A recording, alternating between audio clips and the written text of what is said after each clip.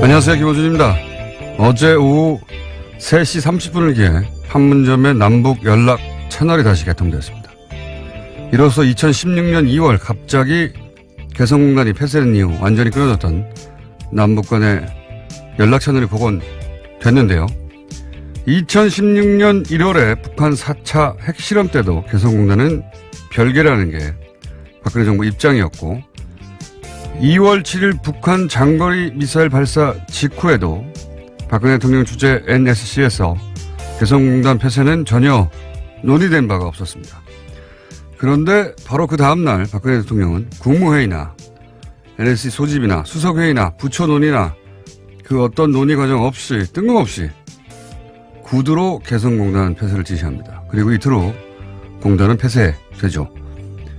개성공단 입주 기업이 입은 경제적 피해부터 남북관계 경색으로 인한 한반도 위기까지 그로 인한 피해가 막대했는데 이 결정이 어떻게 이루어진 것인지 현재까지 아무도 모른다는 거, 이건 말도 안 되죠. 대통령은 아무도 모르게 아무 결정이나 초법적으로 막 해도 되는 왕이 아닙니다.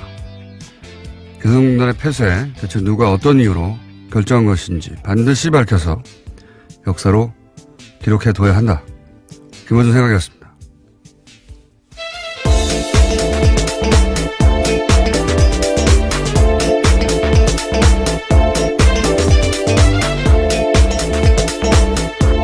시사인의 이 개성공단 폐쇄도 현재까지 박근혜 최순실 게이트에서 최대 미스테리 중에 하나로 여전히 남아있죠. 아무도 모릅니다. 어떻게 됐는지. 박근혜 전 대통령이 통일대박 한참 외치고 다녔었는데요.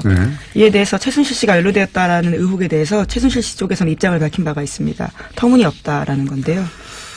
터무니없지 않을 거라고 보는 것이 이성한 전 미르재단 사무총장. 이제 최순실 게이트 초창기에 나왔던 얘기입니다.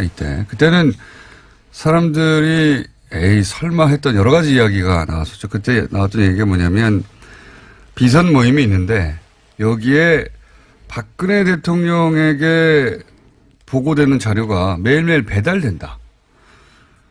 이것도 에이 설마 했었고 그리고 거기서 장관 인사가 결정된다. 이것도 설마 했었고 그때 나왔던 얘기 중에 개인적으로 가장 인상적이었던 건 개성공단 폐쇄 문제도 여기서 논의됐다. 그 얘기를 언제입니까? 작년 여름에 했어요. 작년 여름께 이 얘기가 나왔어요. 초기에 폭로된 건데 워낙 뜬금없고 황당한 얘기여서 그렇게 그 보도된 이후로 추가 보도가 전혀 없었죠. 그런데 이제 지금까지 밝혀진 바에 의하면 보고자료가 배달된 거는 확인됐고 그리고 장관 인사가 거기서 최순실 씨에 결정된 것도 확인됐죠. 그러니까 개성공단 폐쇄 문제가 거기서 논의된 것도 대단히 개연성이 높다. 왜냐하면 그 논의 자리에 있었던 사람의 입에서 나온 이야기거든요. 이성한 씨가 그 이후로 추가 증언을 해주지 않고 있기 때문에 더 이상 자세한 건 안 나오는데 뉴스공장에서도 작년에 몇 번 이야기한 적이 있죠. 이게 그 ODA 사업. 네, 미얀마 쪽에다가 있었죠. 개발도상국 원조 자금을 활용해서 미얀마에서 공장 부지를 무상으로 불화받으려고 했던 정황 이런 얘기 몇 번 했었습니다. 작년 초부터. 근데 이제 미얀마 대사를 최순실 씨가 직접 임명한 건 드러났잖아요. 그래서 이제 제가 그때 제기했던 의혹은 뭐냐면 개성공단이 폐쇄돼서 어쩔 수 없이 대체 부지를 찾은 게 아니라 대체 부지로 임대 사업을 하려고 거꾸로 개성공단을 폐쇄한 게 아니냐. 장사하려고. 자선 대대로 거기서 나온 임대수사 먹고, 왜냐면 50년 불화 이렇게 했었거든요. 그 개연성은 전 충분히 있다고 봅니다. 네, 그때도 그래서 저희 안정범 수첩 보도했던 걸 말씀드린 바가 있는데 한 달이 채 지나지 않아서 그 수첩에요. 미얀마 한인타운 조성 개성공단이라는 메모가 있었습니다. 그러니까요. 그 이후로 뉴스공장에서 저희가 이럴 수 있다고 얘기했는데 지금 근거가 될 만한 최근에 통일부 발표가 나온 거죠. 자체 조사 결과 어떻게 도대체 개성공단이 폐쇄됐는지 알아보려고 뒤져봤더니 처음에 그 정부의, 박근혜 정부의 입장은 NSC 회의를 통해가지고, 예, 그렇게 결정낸 거라고 하는데, 그게 이제 거짓말이었던 거죠. 네, 사실이 아니다라고 밝혔습니다. 예. 박근혜 대통령이 갑자기 그 전날에 NSC 회의 있을 때는 그런 얘기 안 하다가, 당시 홍용표죠, 참. 홍용표 통일부 장관에게 전화가 갑니다. 개성공단 폐쇄하라고 갑자기. 예. 뜬금없이. 그리고 나서 거꾸로 회의가 소집되고 거꾸로 통일부가 대책을 마련하고 거꾸로 NSC 회의에서 개성공단 철수를 논의하는 요식행위를 하죠. 이게 전부 다 순서가 뒤집어진 거예요. 예. 이렇게 NSC 회의에서 이런 게 결정돼야 되는데 NSC 회의는 맨 마지막에 합니다. 그러니까 아무도 모르는 거죠. 이게 어떻게 된 건지. 최순실 씨의 전화를 받고 하룻밤새 결정된 게 아닌가. 저는 그렇게 강하게 의심합니다. 예. 작년 1년 전쯤에 예측했던 바, 그 근거가 될 만한 정황이 나온 건데, 이게 수사해야 된다고 봅니다, 저는. 예. 황당한 일이죠. 네, 그때 그렇게 끊어졌던 한 라인이 다시 연결된 겁니다. 어제요. 23개월 만인데요. 북한이 판문점 직통 전화를 통해서 남쪽에 전화를 걸었습니다. 이게 진짜 골 때리는 거예요. 골 때린다는 표현밖에 할 수 없는 게, 그냥 밤에 예를 들어서 이게 최순실 씨가 개입한 거라고 생각해 보세요. 최순실 씨가 폐쇄합시다. 그래서 그 다음날 폐쇄해요. 그런 다음에 남북한이 겪은 긴장을 생각해 보세요. 지금 뭐 전쟁이 난해 많아. 이런 일을 겪은 거거든요. 아줌마가 땅 장사하려고 결정한 것 때문에 그런 거예요, 지금. 예, 참. 그래서 이 직통 전화가 다 끊어져가지고 그동안 뭐 어떻게 했느냐. 확성기로 했어요, 확성기로. 전화나 팩스할 방법이 없었기 때문에 그동안 판문점. 예. 네, 한 라인이 그만큼 중요한 건데요. 그래서 확성기로 했다는 거 아닙니까, 서로? 봉화 시대도 아니고. 그거 다시 열었다는 겁니다. 예. 여기서 이 뉴스가 좀 놀라운 점은 저는 이제 과거처럼 북한이 어떤 밀당을 하거나 뜸들이기를 할 줄 알았어요. 근데 김정은 위원장이 그 말을 하고 우리 정부 쪽에서 회담하자고 하고 그리고 바로 다음 날이죠. 다음 날 전화가 재가동됐거든요. 저는 북한이 이제 스스로 핵 보유국이라고 생각하고 자신감이 지금 대단하다. 예. 밀당할 필요가 없다고 느끼는 것 같아요. 이렇게 빨리 될 줄은 몰랐고 그래서 남북 관계 개선의 속도가 우리가 예상했던 것보다 훨씬 빨라질 수도 있겠다. 전 놀랐습니다. 이게 하루 만에 바로 재가동이 돼가지고 며칠 걸리거나 밀당을 할 줄 알았는데 그래서 저희가 이제 오늘 2부에서는 잠시 후에 문정인 교수하고 이 문제에 대해서 좀 얘기 나눠보겠습니다. 다음 뉴스는요? 네, 최경환 이우현 자유한국당 의원이 오늘 새벽 구속됐습니다. 최경환 의원은 박근혜 정부 시절 국정원의 특수활동비 1억 원을 받은 혐의가 있습니다. 이우현 의원은 공천헌금 등 10억 원을 받은 혐의인데요. 두 사람에 대한 영장 발부 사유는 같습니다. 범죄 혐의가 소명됐고 증거를 인멸할 염려가 있어 구속의 사유와 필요성이 인정된다입니다. 인명 구조의 효과가 있네요. 예. 최경환 의원이 예, 동대구역에서 할복하겠다. 장소를 특정했었습니다. 저는 이제 사법부의 인류애 같은 게 작용한 게 아닌가 같은데. 어쨌든 이제 할복은 불가능하게 됐고요. 저는 이제 이렇게 이해합니다. 친박 라인은 더 이상 보호 대상이 아니구나. 예. 박근혜 정부 시절의 주요 인사들의 구속영장은 이제는 어김없이 발부되는 우병우 전 민정수석을 비롯해서요. 그래서 이정열 전 부장판사하고는 연결이 안 될 것 같습니다. 다 발부가 돼가지고. 앞으로도 그럴 것 같아요. 그러니까 이 선은 이명박 전 대통령 앞에서 그어진 게 아닌가, 이제는. 이명박 전 대통령 관련 한 구속영장이나 그런 것들이 발부되는지 한번 지켜보죠. 지금까지는 계속 기각되거나 아니면 아예 석방돼 버렸죠. 그런데 박근혜 전 대통령 라인은 이제 어김없이 구속이 되고 있습니다. 자, 다음 뉴스는요? 네, 국정원 특수활동비 관련해서 하나의 뉴스가 더 있는데요. 검찰의 박근혜 전 대통령 의상비 출처가 국정원 특수활동비라는 정황을 확보했다라고 합니다. 박 전 대통령이 국정원으로부터 특수활동비 40억 원을 뇌물로 받아서 일부를 옷값으로 냈다라고 판단한 건데요. 의상실에서 치른 옷값만 확인된 게 3억 8천만 원입니다. 아, 이게 드디어 나왔군요. 그러니까 그럴 수도 있다고 하고 검찰이 확인한다고 그랬잖아요. 특활비가 있는데 그 특활비로 옷값 낸 거 아니냐. 이거 저희가 한 달 반 전 정도에 수사를 하고 있다고 했는데 결국 이렇게 정황을 확보했군요. 네. 네, 그래서 검찰이 국정원 특활비를 뇌물로 받은 혐의와 국고손실 혐의로 박근혜 전 대통령을 이르면 이번 주 중에 재판에 넘길 방침입니다. 출석은 안 하니까요. 네, 조사를 계속 안 받고 있어서요. 국정원 대북 공작하라고 만든 자금을 가지고 이제 머리하고 기치료하고 미용시술 했다는 거잖아요. 옷 사입고. 예. 보수 진영이 안보를 얘기하는 게 얼마나 우습게 됐는지 아직도 보수 진영을 잘 깨닫지 못하고 있는 것 같아요. 이게 이제 대중들 머릿속에 들어가 있는 거거든요. 예. 안보하면 보수, 경제하면 보수, 이게 이제 트레이드 마크였는데 그렇게 보수를 상징하던 대통령이 그러라고 만들어진 국정원 특활비를 가지고 머리한 거예요. 미용하고, 시술하고. 근데 그 정황을 확보해버렸네요. 어떡하죠, 이거? 예. 네. 보수가 이제 안보 공세를 작년에도 했고 올해도 아마 할 텐데 그게 잘 안 먹히는 이유를 깨달아야 합니다. 이게 먹히기가 어려워요, 이제 한동안은 최소한. 그 돈으로 머리 했대잖아요. 자, 다음 뉴스는요. 네, 이명박 전 대통령 쪽 인사의 영장 기각과 관련된 소식이 하나 더 있습니다. 국가정보원이 수사 의뢰한 2007 남북 정상회담 대화록 유출 사건 기억하실 텐데요.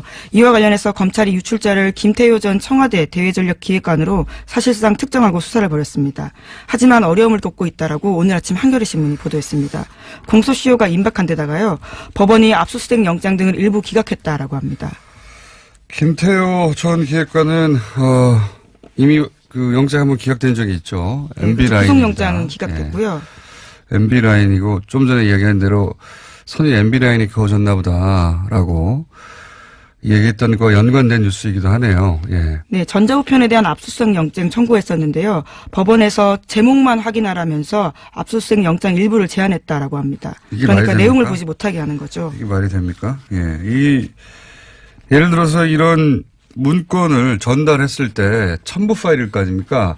그 파일 열어봐야 되는데 제목만 확인하라고 하니까 이게 진짜 이해가 안 가는 거예요. 예. 압수수색 영장을 청구했는데 다 일부 허용했는데 그게 제목만 보라는 거 아닙니까?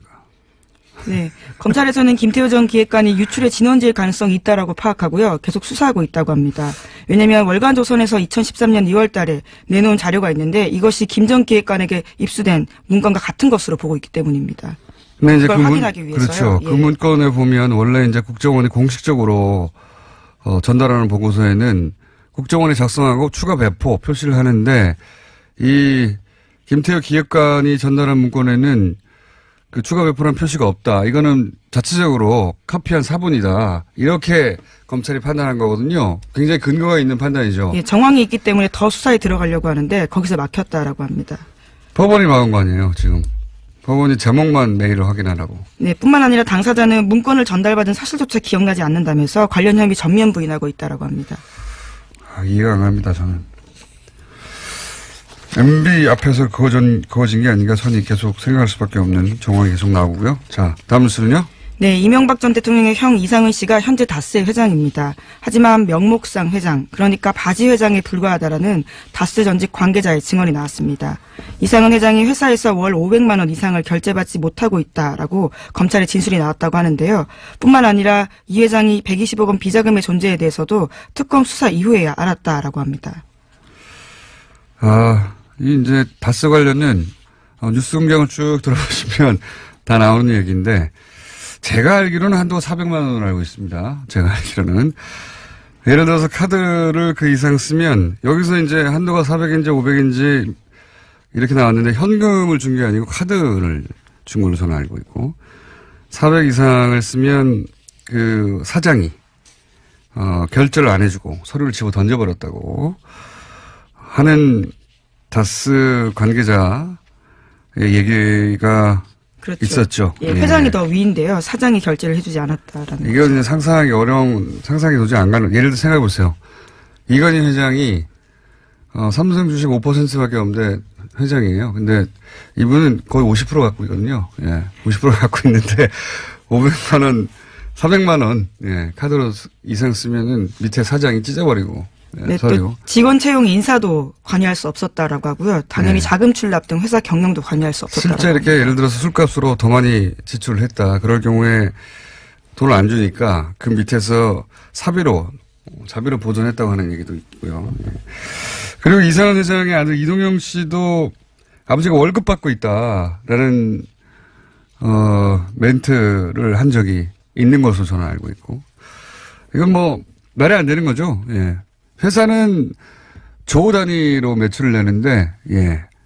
실소유주인 회장이 주식을 절반 가까이 갖고 있는 회장이 카드에서 한도 400만 원 이상을 쓰면 밑에 사장이 서류를 찢어버린다는 게 말이 됩니까? 실소유주가 아니라는 거죠. 예. 바지 회장이라는 거죠. 이렇게 명백한데도 아직도 인정 안 하고 있죠. 예. 이상은 회장의 회사라고 이명박 전 대통령 주장하고 있습니다. 여전히. 네, 계속해서 그런 주장을 펼치고 있습니다. 관련해서 어제 자유한국당 홍준표 대표가 어제 신년 인사차 이명박 전 대통령 만났는데요. 이 자리에서도 다스는 누구 것입니까? 라 관련된 이야기가 나왔습니다. 홍 대표는 전임 대통령에 대해서 댓글이니 다스가 누구 것이냐 이런 것으로 전직 대통령에 대한 모욕적인 수사를 해서는 안 된다라고 주장했습니다. 네, 모욕은 국민들이 받고 있는 거죠. 이렇게 명백한데 전직 대통령이라고 봐주고 있는 거 아닙니까? 몇 달째. 몇 달이 뭡니까? 이거를 검찰이 알게 된 것이 2008년이니까 적어도 수사를 한 이후로 10년 이상 그냥 봐주고 있는 거죠. 계속해서. 봐주고 있는 것이고, JTBC가 또 그 상속세 관련한 문건 추가 보도를 또 했던데, 이것도 역시 뉴스공장에서 지난 10월 방송, 몇 월 며칠 차인지 기억은 안 납니다. 월요일치를 주로 뒤져보시면, 주진우 기자하고 안홍구 청장이 열심히 떠드는 내용이 있습니다. 예, 그때 예, 이 보도에도 안홍구 청장이 인용되어 있습니다. 이건 어제도 얘기했지만 이 문건 하나만 분석해 보면 실소유주가 이거는 김재동 씨 사망 이후에 상속세 관련이거든요. 실소유주가 김재동 씨가 아니라는 건 너무나 명백하게 나오죠, 여기에. 왜냐면은 이 문건을 보면 처남이 매형한테 회사를 갖다 바쳐요. 예, 그런 방안들이 검토됩니다. 자기 회사인데 왜 회사를 갖다 바칩니까? 네, 상속자에게 너무나 불리한 내용들이 많습니다. 김재동 씨가 실소유주가 아닌 것은 이 문건 하나만 그냥, 회계사일 필요도 없어요. 이 문건을 보고 이해하는 데는. 회계사가 직접 보면, 이 회사는 김재동 씨가 아니네요 하고 바로 말해줄 내용으로 가득 차 있어요. 이게 JTBC만 이 얘기를 한다는 게 저는 이상할 정도로, 예, 이해가 안 갈 정도입니다. 예. 명백한 거거든요. 문건을 보면 이 사람이 주인 아니네. 금방 나와요. 예. 청계재단, 이명박 전 대통령의 청계재단에 왜 자기 주식을 다 줍니까? 자기가 최대 주주인데 그런 방안도 여기 검토되어 있고 보면, 예, 말도 안 되거든요. 자, 그 문건만 보면 이것이 실소유주는 따로 있다는 게 너무 명백해서 웃음이 나올 정도입니다. 꼭 확인해 보시기 바라고, 다른 매체에서도. 이 정도 할까요? 또 뭐 있습니까? 예, 짧게 제목만 말씀드리면요. 트럼프 대통령이 지난 1년 동안 한 거짓말이 1950회에 달한다고 워싱턴 포스트가 보도했습니다. 그러니까 하루 평균 5.6회 잘못된 주장을 했다라고요. 팩트 체크했습니다. 이것도 뉴스공장에서 한 2번 정도 얘기한 것 같은데, 예. 거기 팩트 체크 페이지가 있어요. 그래서 매일매일, 트럼프 대통령이 거짓말을 오늘 몇 번 했나 체크해가지고 올려놔요. 재밌는 페이지가 있습니다. 이게 이제 중앙일보가 그걸 보도했네요. 예. 뉴스공장은 최소 일주일에서 몇 달 정도 앞서가는 뉴스라는 거. 네, 워싱턴 포스트를 인용한 보도인데요. 예. 네. 워싱턴 포스트 그 팩트 체크 페이지가 따로 있어요. 네. 별도로 발견했나 보네요. 예. 진작에 저희가 언급했던 것이다. 뭐 여기까지 하겠습니다. 네. 시사인 김은지였습니다. 감사합니다. 네. 자, 바로 이어서 그것마저 알려주마 리얼미터 권순정 조사 분석 실장 나오셨습니다. 안녕하십니까. 자, 올해 첫 조사 결과 한번 짚어볼까요? 네. 문 대통령의 국정적인 지지도가 많이 올랐습니다. 네. 3.6%포인트 상승해서 72.1%가 나왔고요. 긍정평가. 부정평가는 1.3%포인트 하락해서 23.7%가 나왔습니다. 일간으로 보면 작년 29일 금요일에 69.4%로 마감을 했는데요. 2일 화요일이죠. 이때는 70.8%로 올랐고 어제 3일에는 72.1%로 올랐습니다. 많이 올랐네요. 네. 네. 저는 내려갈 때도 뭐 그런가 보다 하고 올라갈 때도 그런가 보다 합니다. 네. 아무래도 김정은 위원장의 신년사 이후에 적극적으로 반영을 했고 또 어제는 통일부에서 즉각 회담 제의를 하고 또 무엇보다도 2년 정도에 단절되어 있었던 남북 판문점 채널이 복원이 되었죠. 이러한 어떤 그 남북 관계에 대한 어떤 급속한 어떤 그 해빙 무드가 영향을 미치고 있는 것으로 작년에 워낙이 그 뭐랄까요, 트럼프, 김정은, 핵 난리가 났었잖아요. 그렇죠. 네. 그 기억들이 다 있기 때문에 네. 이제는 해빙 무드로 더 이상 그런 일이 없을래나 하는 기대치가 반영된 것 같고. 네, 그렇습니다. 네. 좀 떨어지거나 좀 올라가거나 대부분 몇 프로 안 되기 때문에 네, 그런 조금 것보다 더 합니다. 봐야 되겠지만 분명 강세인 것은 분명해 보입니다. 알겠습니다. 자, 그리고 이번 주 현안 조사는 뭡니까? 네, 이런 현안 조사를 해야 될지 말아야 될지 좀 고민스러웠는데 워낙 그 9월 초에 북한의 그 6차 핵실험 이후에 남북 관계가 워낙 얼어붙어 있었기 때문에 북한의 평창 동계올림픽 참가에 대한 국민 여론을 조사를 해봤습니다. 선택지는 두 가지였는데요.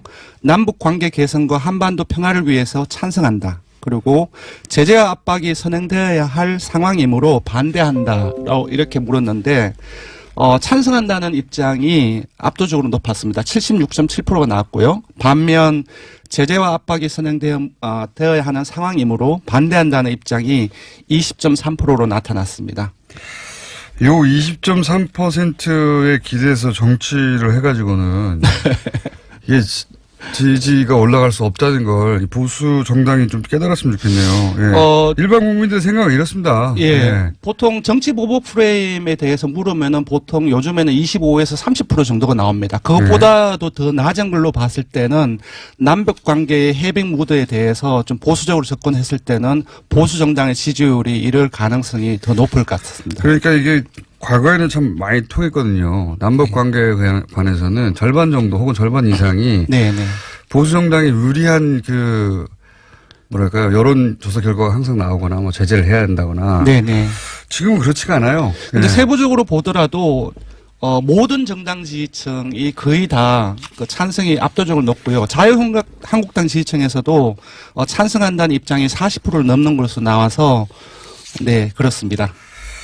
자, 이거 이제 남북관계 그 안보 공세 북한 파리가 더 이상 안 먹힌다는 걸 좀 이해했으면 좋겠습니다. 보수정당. 그래서 좀 논의가 생산적으로 바뀌었으면 좋겠는데 몇십 년 똑같은 얘기만 하고 있으니까요. 정당 얘기를 안 했네요. 정당 지지율. 정당 지지율 어떻습니까? 네, 이제 새로운 정당 구도가 펼쳐질 가능성이 상당히 높은 걸로 나타나는데요. 기정사실이죠. 네, 거의 기정사실입니다. 그래서 이번 주부터 잠재 정당 지지도를 새롭게 편제를 계속적으로 할 예정입니다. 새로 만들어질 정당. 예, 현재 정당 지지도도 묻고 새로운 정당 구도가 펼쳐졌을 때 그때의 정당 지지도가 어떤지를 조사를 해봤는데요. 먼저 짧게 현재 정당 지지도를 먼저 훑고 지나가면요. 민주당은 52.7%로 상승했습니다. 한국당도 17.7%로 상승했고요.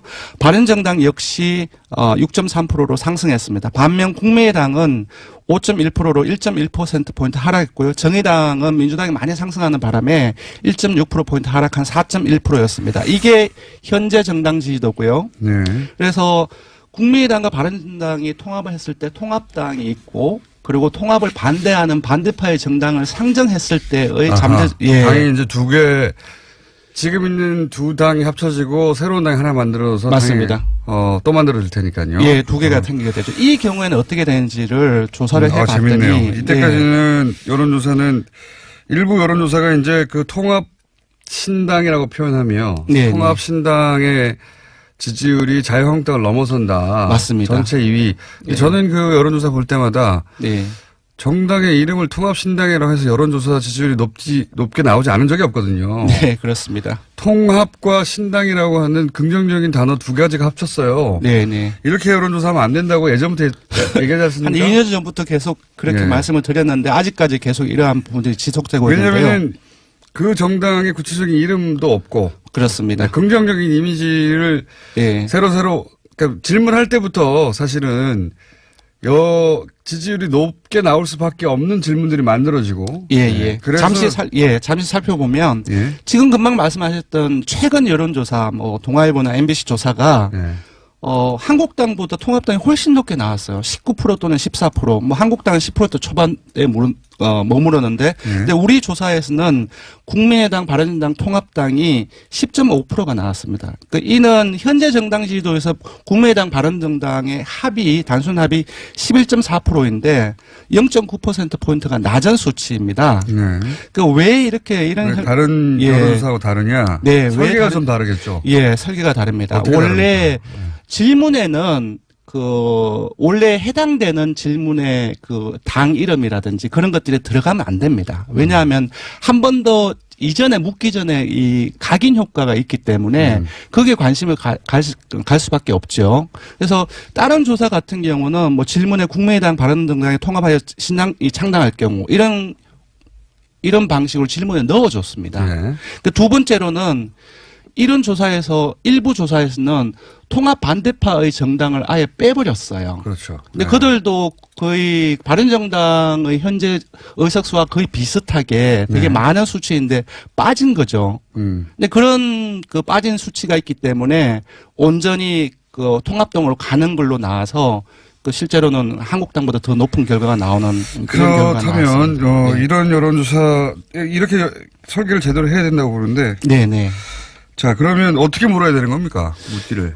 저희들 같은 게 어떻게 물었냐 하면은 다음과 같은 정당 구도 하에서는 선생님께서는 어느 정당을 지지하십니까? 이미 그런 구도가 만들어졌다고 예, 보고 예. 다음과 같은 구도 하에서는 왜냐하면 그 구도 하에서 바로 다음 선택지에서 다음 내용이 불러지기 때문에 아하. 질문에 굳이 각인 효과를 주지 않기 위해서 정당 어허. 구도 하에서는 그렇게 처리를 합니다. 그렇게 하면 결과가 어떻게 나옵니까? 예, 그렇게 하면 금방 말씀드렸던 것처럼 단순 합에 비해서 0.9%포인트 낮은 10.5%가 나옵니다. 통합당이. 17, 18 이 정도 나오는데 네. 리얼미 조사에서는 10% 정도밖에 안 나와요? 예, 조금 분석을 해보면은 현재 국민의당 지지층이나 현재 바른정 지지층이 통합을 한다고 했을 때 다 가지 않습니다. 그렇겠죠. 예, 현재 국민의당 지지층 10명 중 4명은 다른 곳으로 가고요. 심지어 현재의 바른정 지지층의 10명 중 6명은 또 다른 정당으로 갑니다. 반면 현재 민주당을 지지하거나 한국당을 지지하는 사람들은 무당층이나 정의당 이런 쪽으로 많이 빠지지 통합당으로는 거의 안 가는 걸로 분석되었습니다.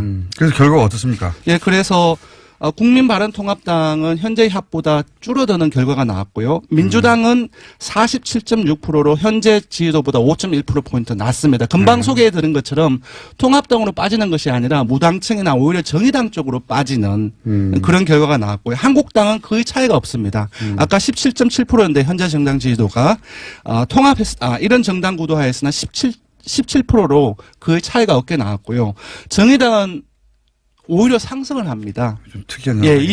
2.1%포인트 상승해서 4.2%인데 정당구도 한번 크게 흔들리는 과정 속에서 나타낸 현상이 아닌가 싶은데 이것은 조금 더 길게 봐야 될 것 같습니다. 정의당 지지율은. 그러면 지금 사실은 국민바른통합 반대당이라고 하는 당명도 아니지만 예. 이 명칭이 주는 부정적인 효과가 있어요. 어제는 반대, 이쪽은 통합이고 이쪽은 통합 반대당. 예, 어제 보도에 따르면은 반대파들도 개혁신당을 추진하겠다라고 밝혔는데요. 반드시 이 조사에는 반대파들의 정당을 선택지로 넣어야 된다고 생각이 들고요. 그 이름을 개혁신당으로 했으면 훨씬 높게 나왔어요. 그렇죠. 개혁 또는 신당. 이게 뭡니까? 국민바른통합 반대당. 예. 그래서 빨리 당의 개혁신당 통합당이나 반대파의 정당에 빨리 가칭으로라도 빨리 만들어져서 제대로 된 조사를 해보고 싶습니다. 알겠습니다. 여기까지 하겠습니다. 네, 조사 개요를 말씀드리면은 이번 주준조사는 TBS 의뢰로 이번 주 화요일과 수요일 이틀 동안 전국 19세 이상 성인 1,004명을 대상으로 했습니다. 유무선 전화면접 자동응답 혼용 방식으로 실시했고 표본 오차는 95% 신뢰 수준 플러스 마이너스 3.1%포인트였고요. 응답률은 5.9%였습니다. 리얼미터 권순정 조사분석실장이었습니다. 고맙습니다.